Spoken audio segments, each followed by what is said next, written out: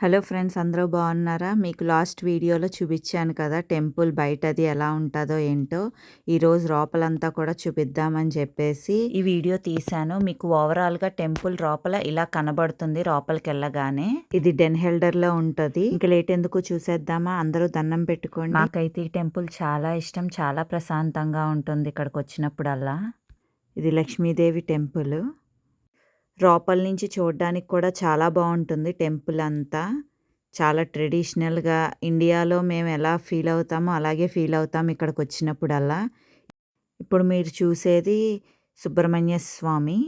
ఇది చెప్పాలంటే శ్రీలంకన్ వాళ్ళు ఎప్పటి నుంచో ఇక్కడికి వచ్చి ఉన్నవాళ్ళు వాళ్ళు ఏర్పాటు చేసుకున్న టెంపుల్. మీరు చూస్తే ఎక్కడ చూసినా చాలా ట్రెడిషనల్గా, చాలా పద్ధతిగా ఎవ్రీడే పూజలు జరుగుతాయి ఇక్కడ. ఇక్కడ రథోత్సవం కూడా జరుగుతుంది. చెప్పాలంటే దానికొచ్చే నేను ఈ వీడియో తీశాను.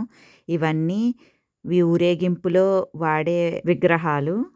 ఇప్పుడు మీరు చూస్తుంది కృష్ణుడి విగ్రహం. మాకు ఇక్కడ నవగ్రహాలు కూడా ఉన్నాయి ఈ టెంపుల్లో.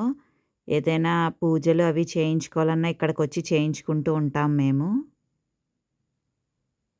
చూసారా ఎంతమంది జనాలు ఉన్నారో. ఇంకా చెప్పాలంటే నేను తగ్గాక లోపలికి వచ్చి వీడియో తీశాను. లేకపోతే అసలు మనం నుంచోడానికి కూడా ప్లేస్ లేదు ఇక్కడ. మీకు ఇప్పుడు రథోత్సవం జరిగిన రథాన్ని కూడా చూపిస్తాను, మీరు చూడొచ్చు.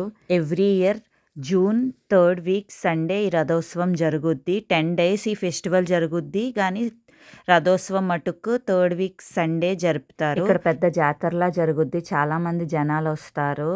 ఇక్కడ ఇండియన్ క్లోత్స్ కానీ, ఇండియన్ గ్రాసరీస్ కానీ, ఇండియాకి సంబంధించిన ఏవైనా కావాలంటే ఇక్కడే కొనుక్కుంటూ ఉంటాము. నెదర్లాండ్స్లో ఉన్న వాళ్ళకి ఎవరికైనా ఈ టెంపుల్ తెలియకపోతే ఈ వీడియో ద్వారా తెలిస్తే ఐఎమ్ హ్యాపీ. తప్పనిసరిగా రండి, చాలా బాగుంటుంది ఈ టెంపుల్. ఐ హోప్ మీకు ఈ వీడియో కూడా నచ్చింది అనుకుంటున్నాను. See in the next video. Bye.